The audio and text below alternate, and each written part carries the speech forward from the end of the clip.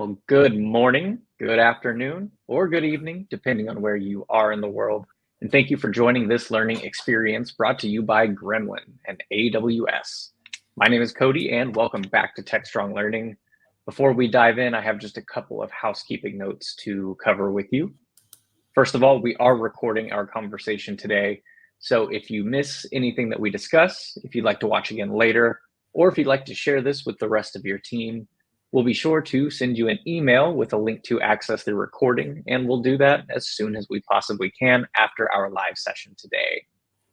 Now, if you'd like to get involved, there are a couple of ways to do so. Your first option is to use the chat tab on the right side of your screen. And when you find that chat tab, I'd like you to let us know from where in the world you're joining from today. I'm already seeing a global audience with us, so welcome everyone. Now, if you have specific questions, we do want you to submit those to the Q&A tab, which should also be on the right side of your screen. We've got some time set aside at the end to handle your questions, so please do send those in, and we're going to do our best to answer them all. If you are interested in downloading a couple of extra resources, those can be found in the Resources tab on the left side of your screen.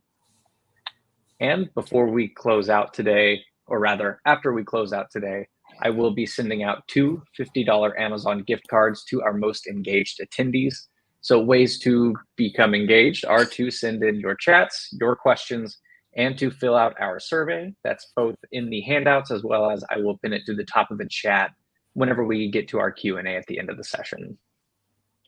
So let's go ahead and dive on in. Our topic today is building resilience in the cloud with the AWS Well-Architected Framework and Gremlin. I'm joined today by Ryan Detwiller, Director of Product Solutions at Gremlin. We're also joined by Raj Jerry-Patula, Senior Solutions Architect at AWS. And leading us in our demo a little bit later on, we are joined by Dan Murrett, Senior Solutions Architect at Gremlin. So Ryan, Raj, Dan, thank you all so much for joining us today on Techstrong Learning. Ryan, do you want to go ahead and get us into our topic today? Yeah, absolutely. Thanks, Cody. And hi, everyone. Good to be with you today. So as Cody noted, I'm Ryan Detwiller, Director of Product Solutions here at Gremlin. I'll share a little bit more about Gremlin later. But at a high level, we're a software platform that's used by many of the world's largest companies to improve reliability, essentially ensuring systems are resilient no matter what is thrown at them. So today, I'll spend a moment talking about why reliability is still a challenge for us in 2024. Raj will get into how the well-architected framework can help. We'll discuss how Gremlin supports scaling and validating some of those reliability practices across organizations. As we mentioned, Dan will give a demo, and then we'll have some time at the end for Q&A. And yeah, just to reiterate, anytime you have questions, things that aren't clear, you want to push back on, go deeper, type it into that Q&A box. Looking forward to having a conversation at the end of this. So why does it seem like reliability is just not getting easier, despite all the new tools and capabilities we have with platforms like AWS? There was this well-reported incident late last year. It was an infrastructure level service, and it took down a lot of applications and websites. This wasn't on AWS, but there's some similarities that we can still draw from. The post-mortem went into detail about all the things that this team had done to prepare for the exact situation that caused an outage. But you could sum up the report as this: we thought we were redundant, but we weren't.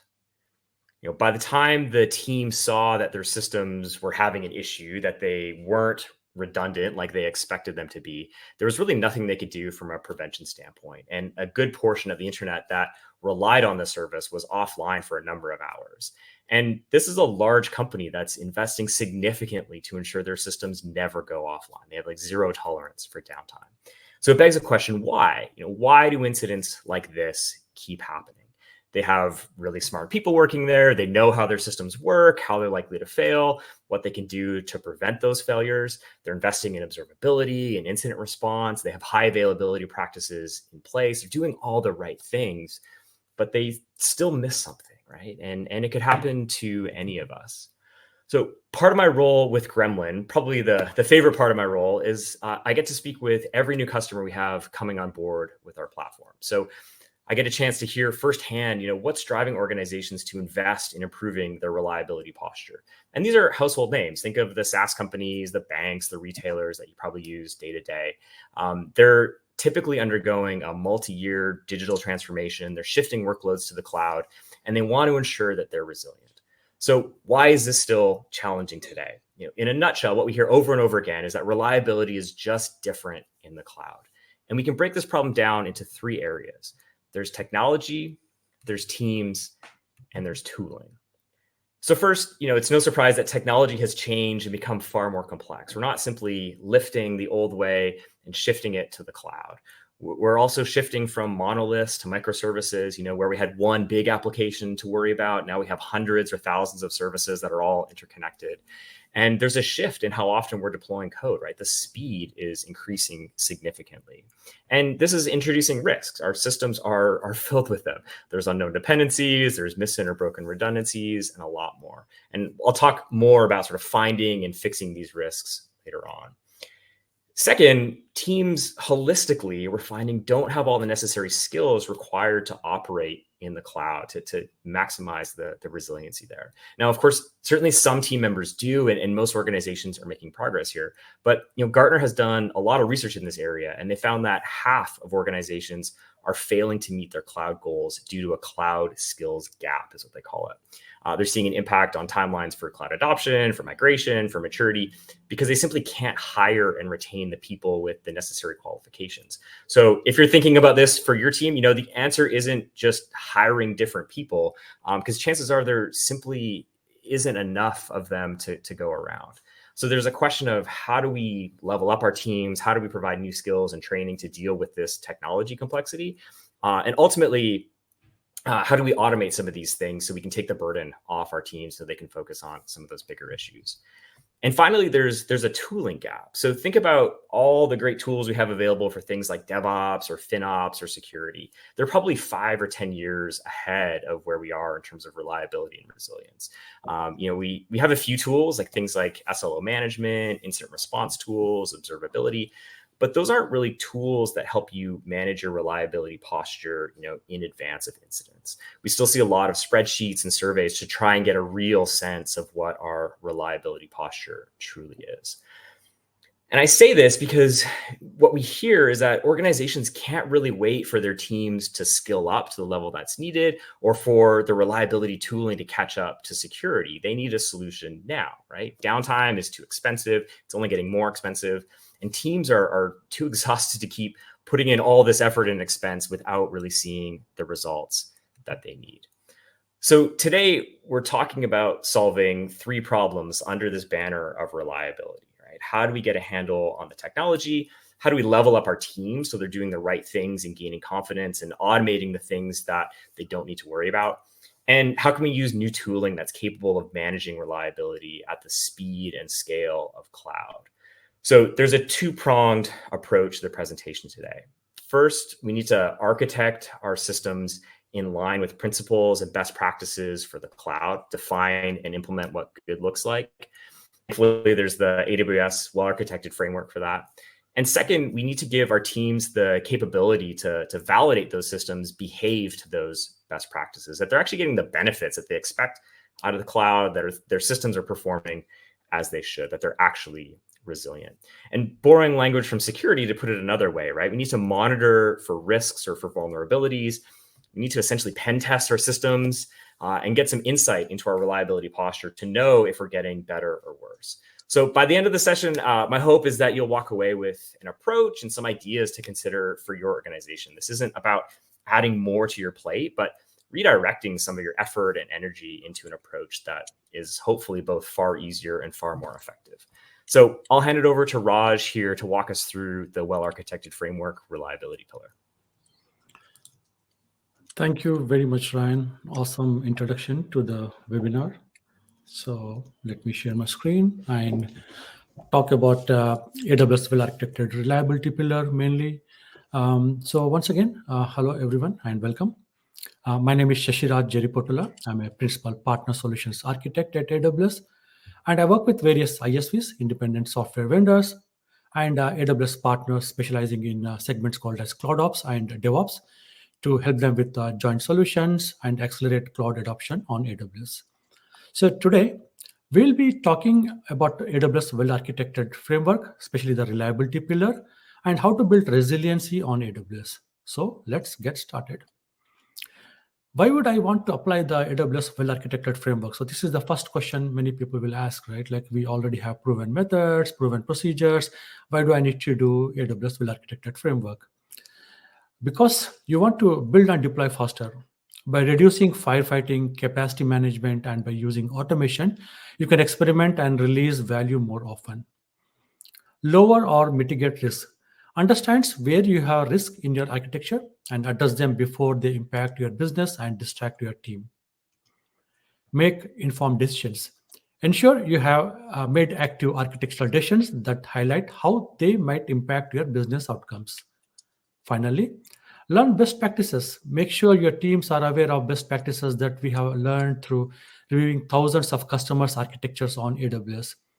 We have seen customers use the AWS Well-Architected Framework to successfully achieve all of this.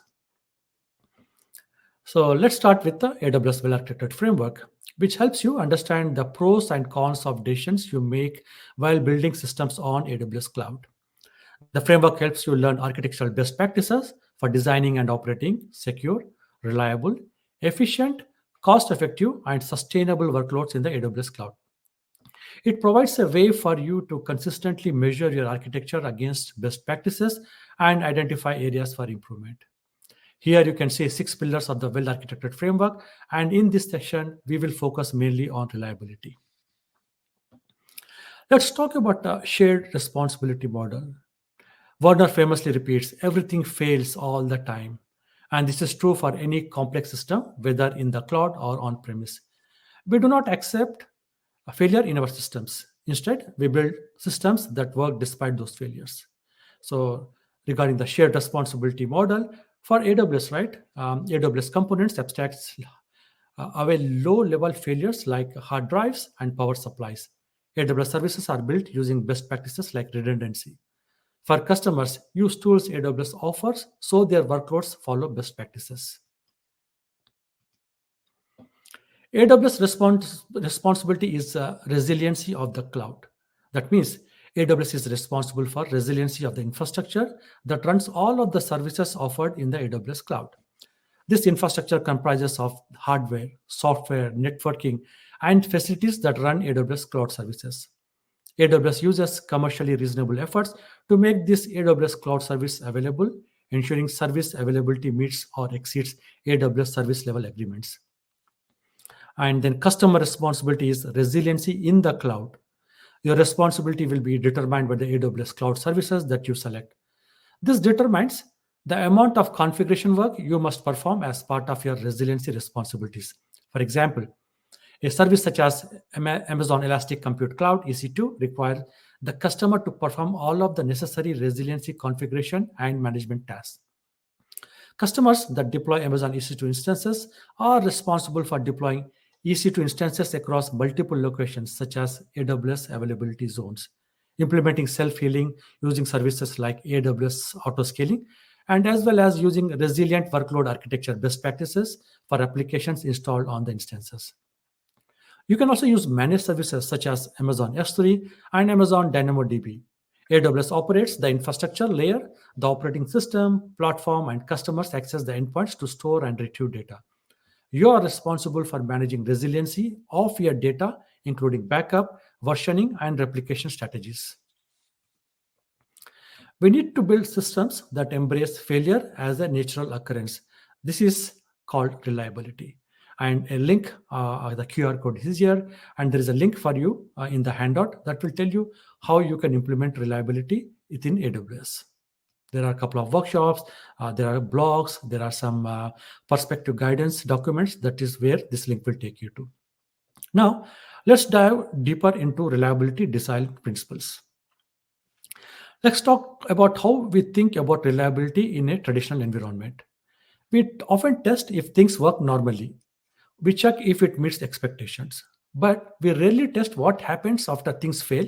So the first time we test our recover process is in the middle of a live reliability failure, not a great learning experience. This is why you used to see lots of system failures. X failed and then Y failed.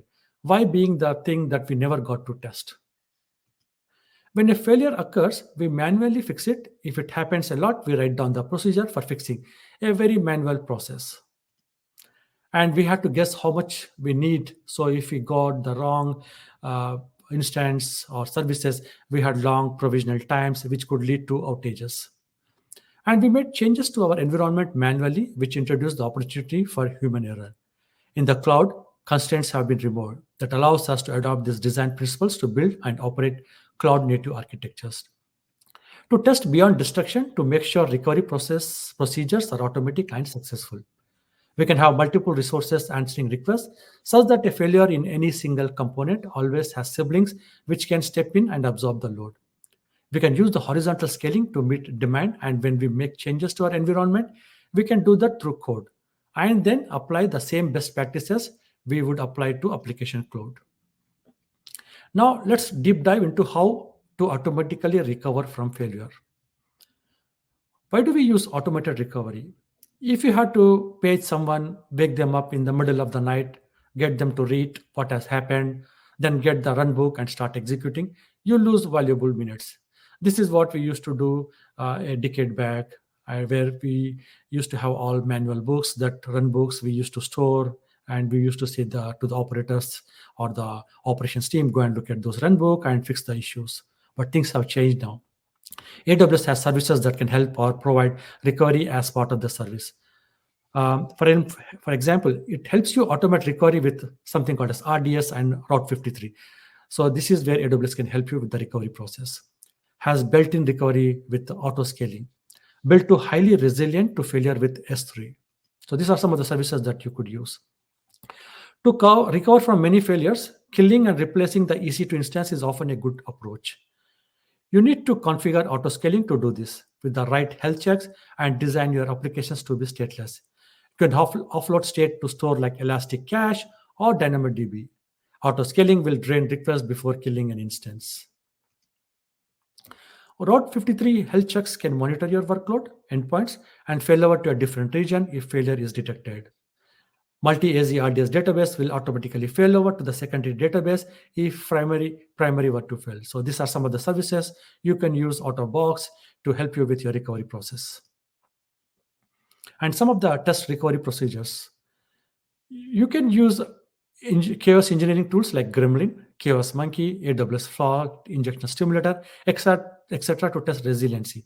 I see a question in the Q&A, right? Why do we need to use Gremlin when AWS is already taking care of or helping with the recovery and automatic recovery process, right? So these are some of the things, right, you can do on your own as an engineer or as a operations engineer to make sure once your product goes into production, you can find out if something is going wrong before you can confidently put it into production. You can also build your own to stimulate failures. Here is a link that is also in the handout. It will help you use AWS Well-Architected Labs for testing resiliency of EC2, RDS, and AZ availability zone using chaos engineering. That means if you're already using these services and if you want to test it, AWS has provided some workshops that you could use to test before going into production. Stop guessing capacity. So provision capacity automatically based on demand. It is key to identify the right key metric KPI that indicates demand. Auto scaling can be applied to EC2, container tasks, DynamoDB throughput, and other services. With this, I will hand over to Ryan to talk about Gremlin and its offerings, and then I will come back for the Q&A section. So Ryan, here you go. Thanks, Raj. Let me take back the screen here.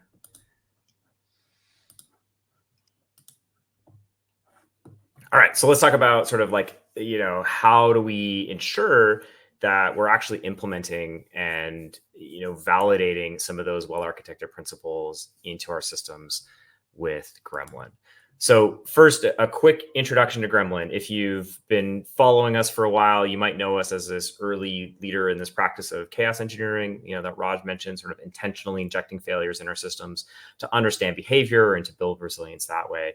But the market has evolved a lot over the years, and Gremlin has as well. So we really do three things today, and we'll be highlighting some of these in the demo. So first of all, we enable this risk monitoring, resilience testing, and chaos experimentation, essentially finding issues in our systems with monitoring and fault injection. I saw a question about, how do we look for issues on Kubernetes? And some of this is just by looking at the configs on Kubernetes and making sure that things are configured correctly. Other times we're actually running tests to make sure they're responding correctly. Second, we help enforce resilience standards and governance. So defining what the standard for reliability looks like across an organization and giving visibility into that based on that monitoring and testing data. And finally, we help automate reliability best practices throughout your software development lifecycle. So working these tests into your pipelines or pre or post deployment or even on a schedule. So ultimately the goal is for this just to be happening in the background. So you're ensuring that you're maintaining a strong resilience posture over time. And why is this important? I touched on this a bit earlier. The shift to the cloud has created a minefield of reliability risks. So there's a couple that I'll just highlight here, right? There's unknown dependencies or unmapped dependencies that can impact our critical services. There's misconfigured auto scaling that doesn't kick in as we need, or something we see often is that it doesn't scale back when we don't need it. So that drives unnecessary costs. There's missing or broken redundancies that had never been identified, as in the incident that I shared earlier. There's untested resilience hacks, quick fixes in the moment that haven't really been tested or designed for ongoing use that just become part of the status quo because we're shipping things so quickly. And there's non-compliant architecture that's not well documented, not well understood. And it's not that any of these risks come from, that they're intentional or they're malicious, but our systems have just become more complex than our mental models can really handle. And these risks are waiting, they're sort of lurking out there, ready to cause incidents and outages for us. Compounding the problem is that a lot of the things that we do under this banner of reliability aren't actually making our systems more reliable. And that might be, a controversial thing to say. I'll expand on that a little bit more. So there's a Gartner analyst, Lydia Leong, that says the problem is that there's a lot of risk theater in cloud. And many people are not modernizing their security and risk management practices for the cloud era. When I think about risk theater, it's sort of this idea that, you're doing a lot of work and it's sort of the best that we've got in a lot of cases. But deep down, everyone kind of knows it's not really working. They're not at 100% confidence that they're good. You could do more spreadsheets or surveys or check boxes, but it's like, are you validating things? You can make plans after an incident, but often there's, energy that kind of dries up after that and we move on to other things. Or maybe there's, this idea that we can add more monitoring and alerts and maybe, they'll pick up the issue next time. But often going back to those conversations that I mentioned earlier, both the engineering teams and the business teams that I speak with often really want to modernize their approach to reliability. They don't want risk theater, right? They want the real thing. And, they're looking to make improvements that actually improve their reliability posture in a way that they can measure, in a way that they can show impact to the organization. So where do we start with that? If we take a look, if we take sort of that complexity that we talked about earlier and the architecture principles that Raj discussed, we can really boil it down to 4 categories of risks that we can manage to be more resilient on AWS. These are the things we want to monitor for, things we want to test for, things we want to measure and report back. So first, there's misconfigurations, right? These are standard configs that can trip up organizations and introduce reliability risks. So are you monitoring for those regularly? Are you highlighting them when there's a risk so you can resolve them quickly? This is perhaps the easiest one to solve with tooling.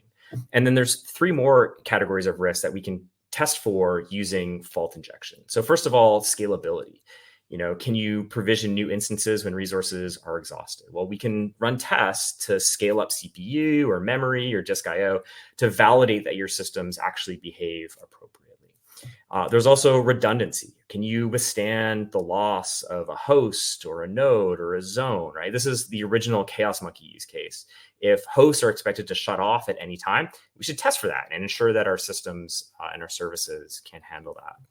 And lastly, there's dependencies, and this is becoming more and more important, right? What happens to your service if you introduce latency between it and a dependency? Or how about losing that dependency altogether? Again, you can safely simulate this in advance to make sure that we're building software that can handle that, because it's going to happen in the real world. So these are sort of the 4 buckets that we recommend testing for broadly. And there's maybe a 5th bucket, which is looking at past incidents that you've experienced and making sure you're testing for those on an ongoing basis to ensure you're not introducing any regressions as your systems change. So what do we do with it, right? We've categorized these 4 things. We can boil them down a little bit further. We can use, each of these categories, we can sort of pull them into this idea of a reliability score. And this is a standards-based approach to measuring your reliability posture without relying on incident metrics.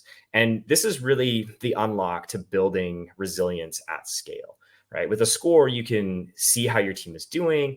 You can see the resilience in your services, and you can actually give a good answer to the question of, are we more reliable? Are we better today than we were yesterday? Like, how are things actually going? And of course, you can customize this, right? The idea is that you need a standard of what good reliability looks like for you, for your organization. What are the 80% of things that you want to cover broadly? And then you can get into specific testing for, the more detailed pieces after that. And if you think about some of the challenges that I mentioned earlier, the technology, team, tooling, the score, this approach is really intended to address each of those. We're simplifying the technology down to what really matters. We're giving teams the guidance that they need on what they need to do, what good looks like, where they stand, and it's based on posture, not whether they were lucky or unlucky with some recent incidents.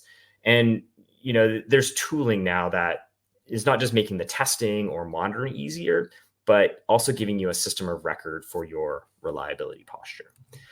And this is something that's already being used by many of the organizations that I mentioned earlier. I'll share a quick story on one of the largest banks in the US before we head into the demo. So we work with 4 of the 5 largest banks, so I won't give away who this is specifically. But in this case, Gremlin was used to help move a major consumer application from their on-prem infrastructure to AWS. It included 100 million customer accounts, so it's a large potential impact if it didn't go right. And with Gremlin, they identified 51 issues by doing extensive testing pre-launch within those 4 categories that I mentioned. And they migrated ahead of schedule and below budget, so a great win for the team.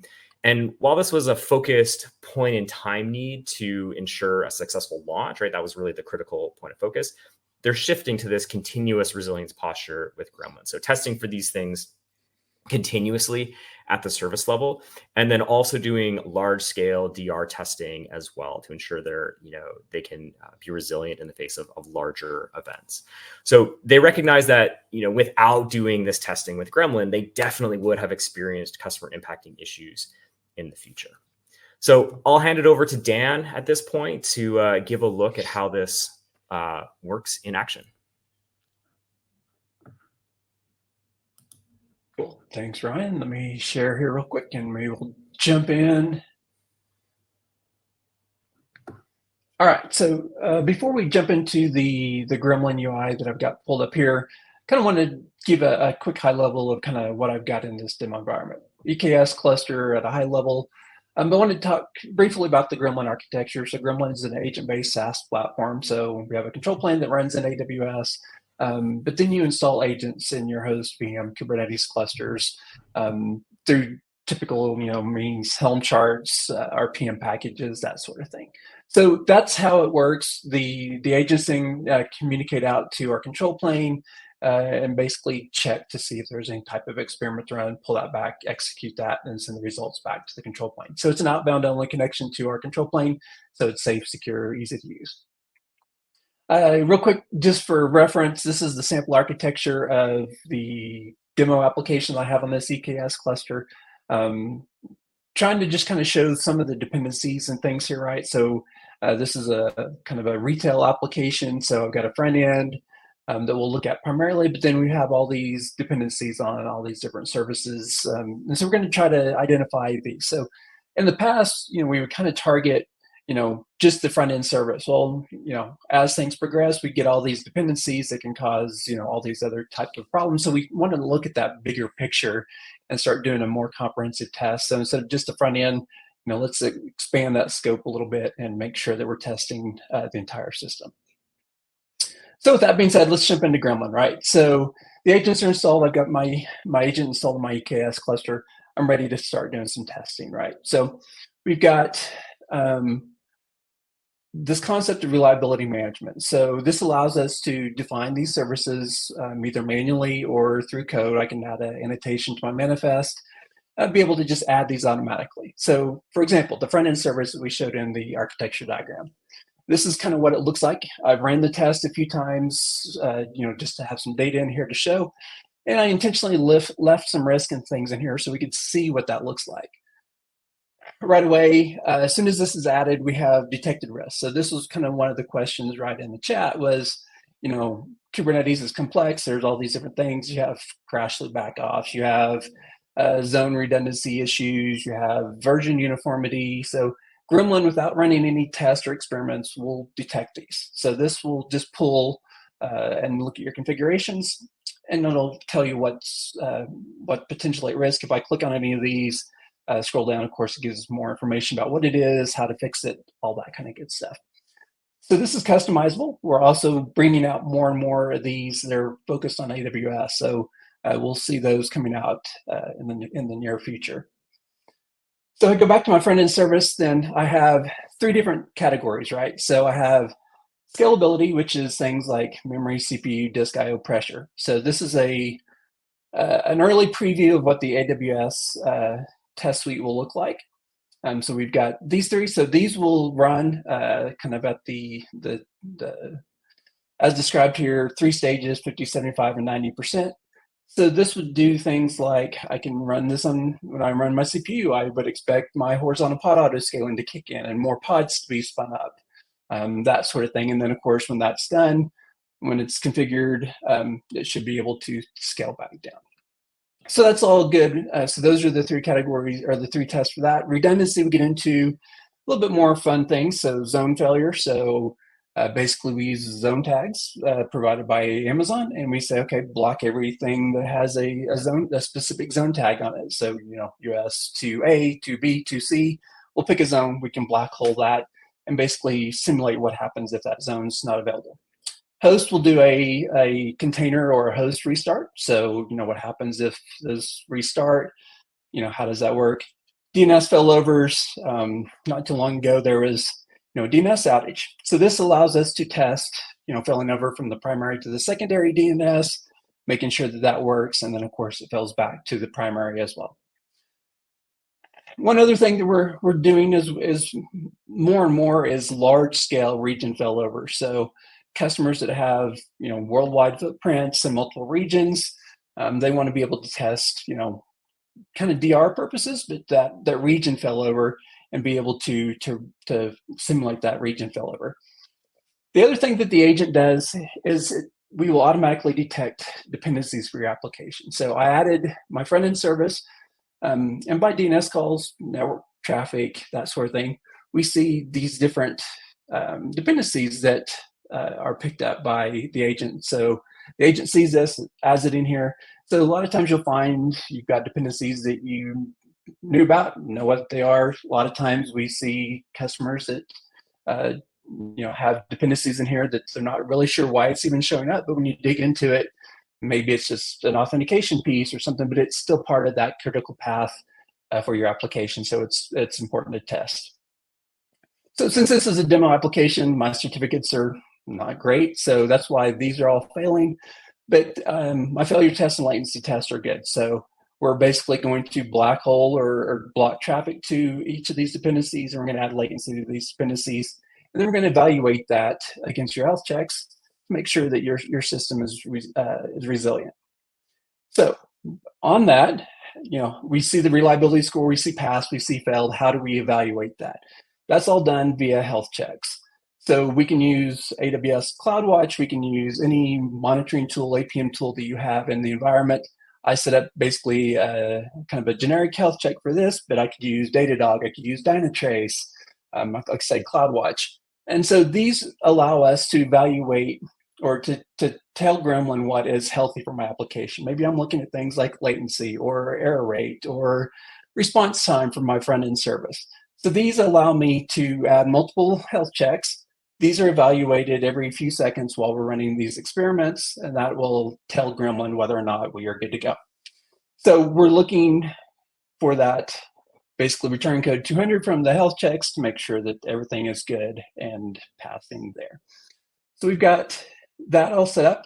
So this is kind of if you think of the mindset for chaos engineering, reliability engineering, there's kind of two mindsets, right? So you've got kind of the validation, and that's really what this is. It's validating the things I've configured, right? Does my auto scaling work like I expect it to? Does my load balancer, is it properly configured? So I could, run an experiment in Gremlin to, cause latency or failure on an endpoint to a load balancer and see if my load balancer detects that and reroutes traffic like I expect it to. So those are all validation tests that you can do inside of Gremlin. The other kind of theory is more around the experimentation or what if type of scenario. So Gremlin also has the ability to run individual one-off experiments and scenarios. So this allows us to basically create a different type of experiment. So I could run against Kubernetes. I can select specific namespaces. So I could go in and select my demo namespace. I can look at all my deployments. I can select whatever deployments I want. I get a nice little chart that shows kind of what my blast radius is. I can configure this to impact all of the pods I've selected or to make it a little bit more random, kind of going back to those Chaos Monkey type of days.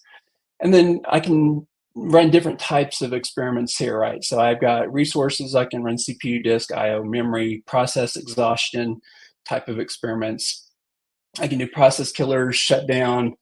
Some environments I can do time travel if it's allowed. And then network experiments, black holes, certificate expirations, DNS, latency, packet loss.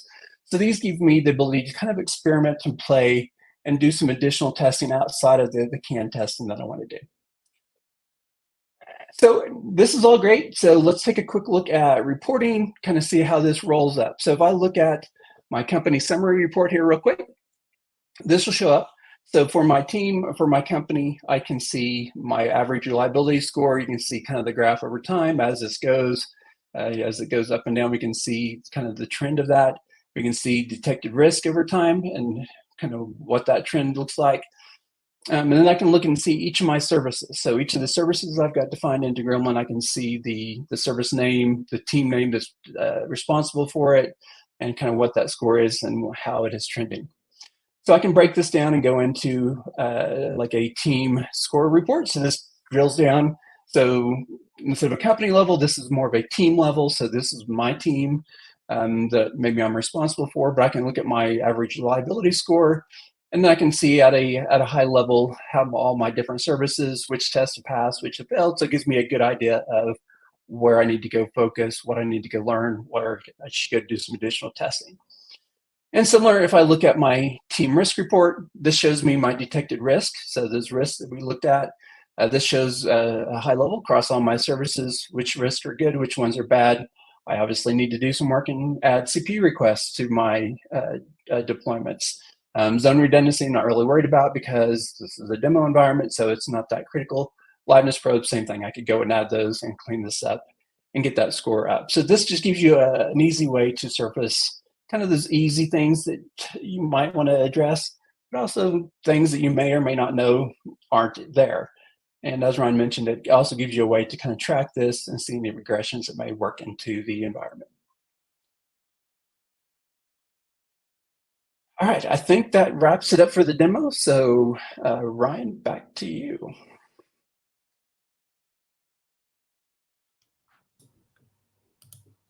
Thanks, Dan. Let me just, just 2 quick slides and then get into the Q&A. So I know there's a couple of good questions that we'll get into a conversation about soon. So just wanted to quickly highlight a couple of the specific capabilities for AWS. And Dan previewed a lot of these and mentioned that we have a few new features coming out. So we have a product launch coming out in the next 2 months or so. So there's a few features that I can preview here. One is that we have a specific AWS core resilience test suite. And so that's going to combine sort of our standard test suite with a couple of additional tests that just make a good baseline if you're on AWS. These are aligned to well-architected and aligned to some of the work that we're doing with the solutions team or number of solutions teams at AWS. There's also AWS risk monitoring. So we have Kubernetes today. We're adding some AWS specific risks. We're automating health checks. So typically you need to have observability in place when you're doing chaos engineering or resilience testing. On AWS, we'll automatically pull in your CloudWatch data so you can test in environments, maybe the pre-prod environments you don't have observability today. You're not sure exactly what monitors to connect to those tests. So it's going to be much easier to get started, and there's no additional cost for any third-party tools.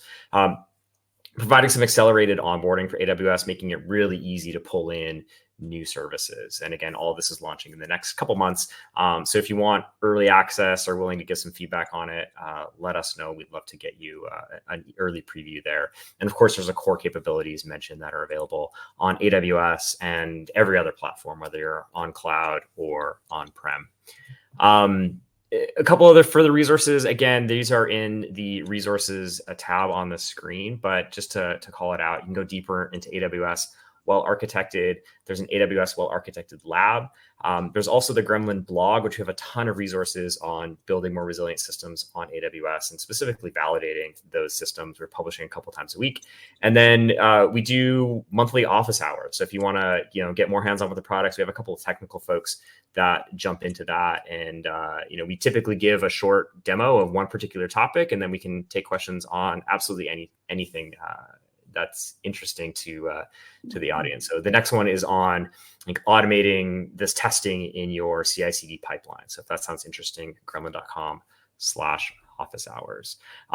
So with that, let me hand it back to Cody for Q&A. Awesome. Thank you, Ryan, and Dan and Raj. Thank you both as well. Now, we do still have about 18 minutes here for Q&A, so let's start taking them from the top. I'll put this one up on the screen, but Lynn asks, can you discuss the importance of building resilience into cloud architectures and how organizations benefit from adopting a proactive approach to managing and mitigating failures? Yeah, who wants to take that one? I mean, I can give my shot, but I'd love to hear kind of from Dan and Raj, kind of what you guys are seeing as well. I think the real thing that we're looking at here is, are you sort of validating systems in advance of the issues that you expect to see, right? So by jumping ahead, by again defining what good looks like, testing those things regularly, you can have much more confidence that your systems are reliable and you're not responding to incidents all the time. And so when folks work with Gremlin, they typically look at it, sort of justify it as, hey, we want to reduce incidents on our platform. We want to reduce our time to detect or time to recover. We want to improve the way our teams are responding to incidents. So we run through these playbooks essentially with them in real world scenarios. So when we do see the real thing, we can get better at it. We had one customer that mentioned, they can tell just by looking at their MTTD and MTTR metrics, which teams are using Gremlin and which teams aren't, because they're able to sort of see like which teams are practiced, doing this stuff and getting ahead of incidents versus not. So that's my perspective. Dan, Raj, I'd love to kind of hear from you. I'll add a bit of something from AWS, right? I come from development background. In the past, I used to write code, and then we used to write unit tests, assuming that we covered everything, we tested everything, and then the moment we put in system testing, UAT testing before going to production, then you will find out some of the edge cases or some of the things you did not test or some of the code that's sitting there that never got tested with your unit testing or anything, right? So those were the days until we went into testing environment or production, we wouldn't have found out like what went wrong. But now, with the cloud native applications, the things have changed so rapidly that we can predict and find out what's happening with your code. We have test coverage. And I talked about the AWS well-architected labs. it shows you, like if you have something installed on your EC2, you are putting something on EC2, it will have all the steps that are mentioned there so that you can run and see if it passes. Then at least you can go with confidence with all of the tests, saying that I tested everything, I'm confident, now let me put it into an environment for testing and see if I can find anything new. So those tools are available. In the past, it was done manually, but now the tools are there, but you just need to find out what those tools are. Like Gremlin can also help you there. You can look into the well-architected labs. There are some other tools also from AWS as well as from other partner offerings, and see which works better for you. I'm not saying that use this particular tool, but I will let you decide which better suits your use cases. Dan, you want to add anything, or we can go to the next question? Yeah, I mean, it's a good thing, and it's always interesting working with different customers and different maturity levels when it comes to reliability, right? I mean, some customers, are dead set that everything is going to work exactly right, but when you run the test and something doesn't work right, and kind of seeing that light bulb go off after that moment of confusion on their face is always an interesting experience. So I think it's just a good practice, and it's always, like I said, it's always interesting to see kind of what we uncover. So even though you have it correct in theory, when you actually test it, sometimes it still shocks you, or there's a checkbox somewhere that you missed, and that can make a big difference when it comes to the actual testing. So yeah, I think it's definitely important to test those and really see what they do in the real world. Yep. Next question, Awesome. Cody. Yeah, and Dan, you kind of touched on this one in the Q&A, but I do want to capture it here in our recording, so I'll put it up on the screen as well. But Steve asks, in complex Kubernetes systems, the reliability risks can include node failures, container crashes, and misconfigured load balancing. How does chaos engineering at Gremlin support Kubernetes to improve and automate all of the services? Yeah, so I did. I think I tried to answer that, but yeah, it's probably a good one to discuss a little bit. So so those are all good use cases for Gremlin, right? So on one hand, with like detected risk, we can notify you or tell you if you have a container in a crash, leak back off or something like that. But I was recently working with a large telecommunications company that wanted to test. They had a Kubernetes cluster that I think had 7 master control plane nodes and like 30 some worker nodes, and they wanted to test how many control plane nodes can fail before my cluster starts really suffering. So that was a test that we set up and ran, and we made it to about 3 or 4 before we started noticing a lot of issues. And I think I touched on it, like the load balancer, right, in the demo of being able to target a target for a load balancer and add latency or block hole and block that to test the resiliency of or the configuration of your load balancer, just to make sure that it does fail over, it routes traffic, the monitors are set up correctly, that sort of thing. So those are all really good examples of things that we can test. And so yeah, happy to kind of one off and go deeper into those if we need to. But so that's kind of my thoughts on that. Ryan, anything I missed that you want to maybe add to, or? No, I mean, I think that's good, right? I mean, a number of years ago, Gremlin was only a chaos engineering tool, and so we would do fault injection testing for everything. I think we've matured as an organization, as the market has matured as well, where it's like, again, leaning on the security example, right? You don't need to do pen testing to figure out every issue you have with your systems. You can monitor for a lot of stuff and pick up a lot of issues that can just get fixed. And I know when we're doing a lot of proof of concepts with customers, they'll get into the product, they'll see a bunch of risks, like, oh, like, why didn't we fix that? They'll go off and start fixing these things because they're just like quick things that they can go out and do, and then get on to do some of that broader testing as well. So yeah, I think you've covered it well, Dan.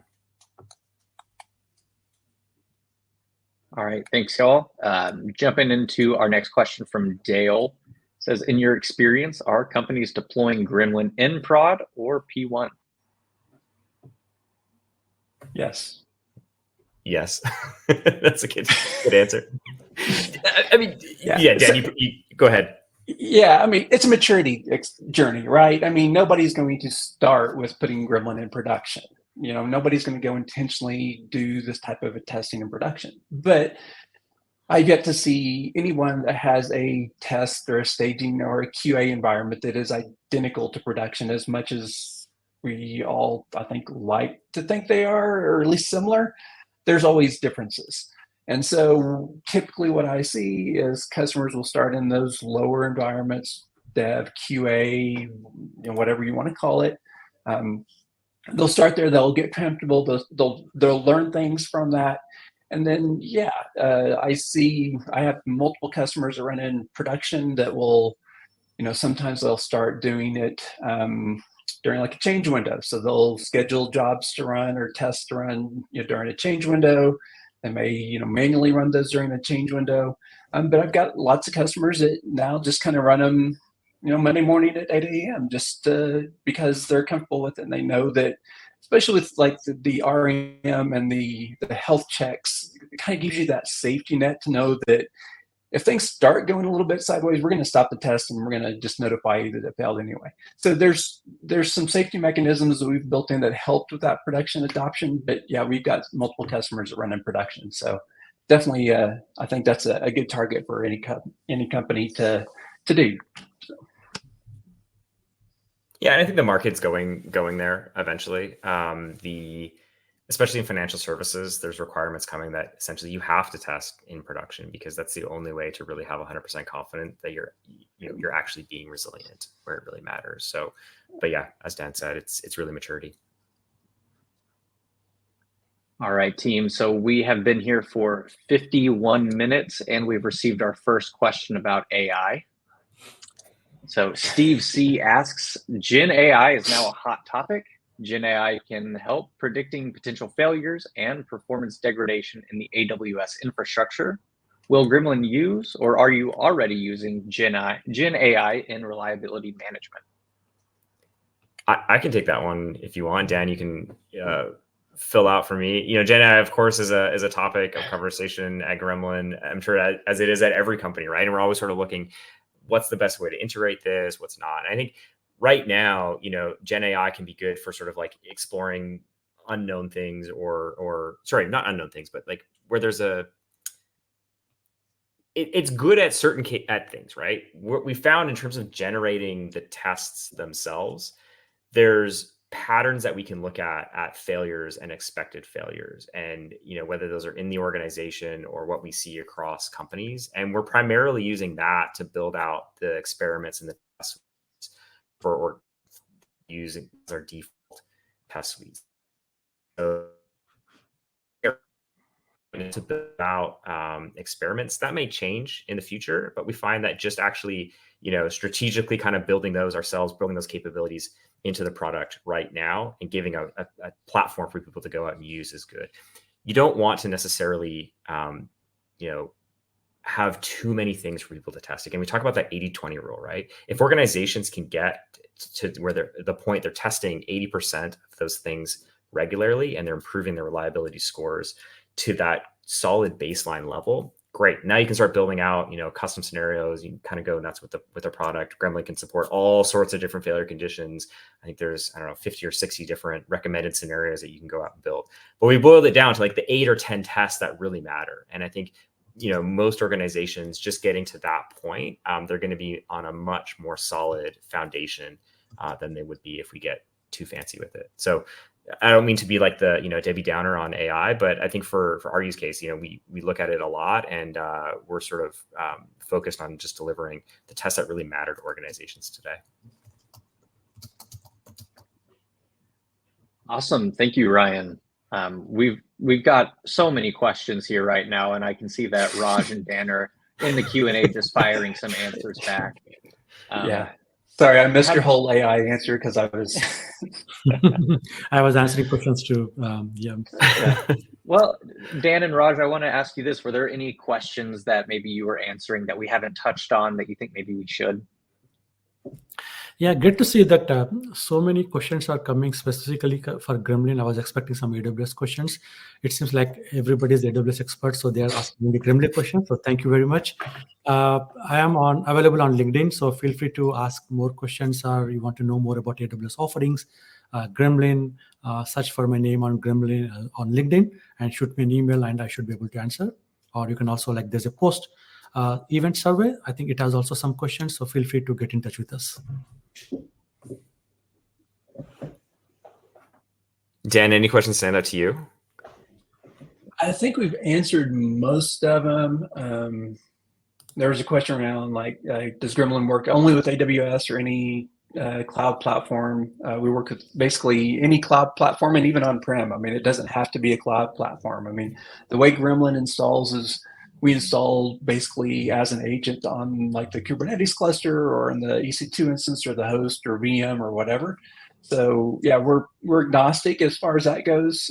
So as long as we've got the ability to install that agent, we're good to go. And we didn't really touch on that today, but we do have an application level fault injection piece as well. So say you're using Lambdas or you're using a serverless function inside of AWS, we can still instrument your code and inject failure at that code level as long as you're using Java, Go, Python, or Node.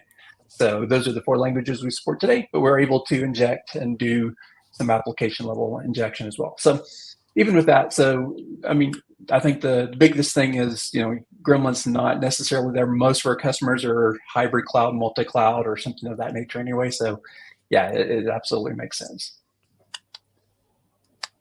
Yeah, I think further to that point, Dan, there was a question. I think I might have accidentally hidden it or something.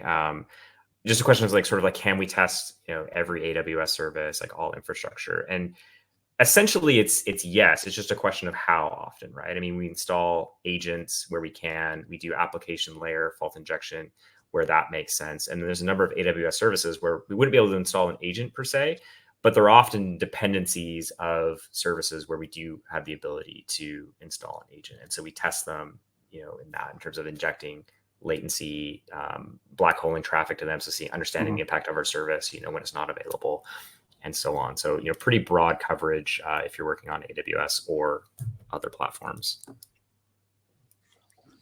Yeah, I think it looks. Go ahead, Raj. I want to answer. Some people ask, right? Do I need to take permission from AWS to do any tests, right? So most of the services that you're trying to use or test are acceptable until you're trying to do penetration testing on some of the services which AWS prohibits. But apart from that, I think you should be able to do any test without any approval from AWS. Yeah, right. And go ahead, Dan. Sorry. I was just going to, kind of, add to that a little bit is we don't use any specific, like we're not making API calls to AWS or doing anything that like AWS would recognize as malicious or anything like that. Everything that Gremlin is doing is things that would naturally occur or could naturally occur in your environment anyway. So we're not really doing anything. We're just helping you create these situations that may cause an issue. So that's all we're doing. And so, yeah, we don't have any cloud providers that have any issue with the testing that we do. Yep. All right. Well, it seems like we are just about out of time for more questions, but I do want to let everyone know that if your question wasn't touched on, we will be sending all of them over to both the AWS and Gremlin teams, so they'll be able to contact you afterwards with some follow-up. Thank you so much for all of your questions, everyone. You've really helped us not just fill out time, but bring you some answers that we know you need. Before we officially close things out, Ryan, Dan, Raj, any final remarks?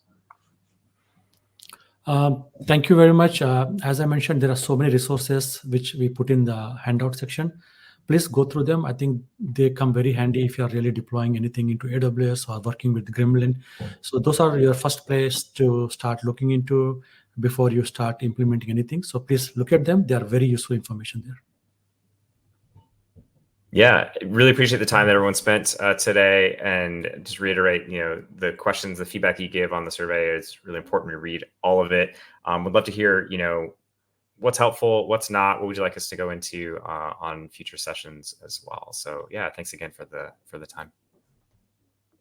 Yeah, and I think I kind of echo that. I mean, the questions are always more exciting and fun for me personally. I'd rather answer questions than give a demo or something like that. So it's great to do a demo, but it's always helpful to have questions and things to point out. So so yeah, great questions, and come visit our office hours and we'll ask more questions. Perfect. And there is a link to those office hours there in the handouts or in the resources as well. Ryan, Dan, and Raj, thank you all so much for joining me. It's been such a pleasure to have you here with us on Techstrong Learning today. Thanks, Cody.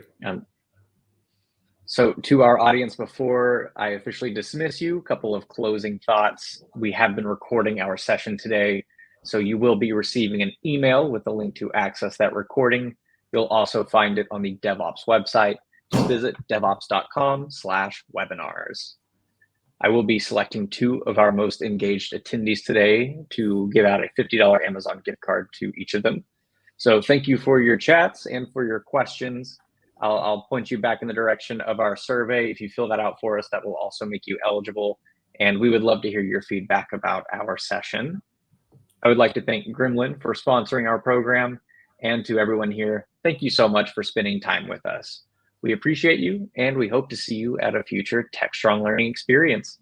Have a great rest of your day, and you may now disconnect. Thanks again, team. Thank you very much. Thanks, everyone.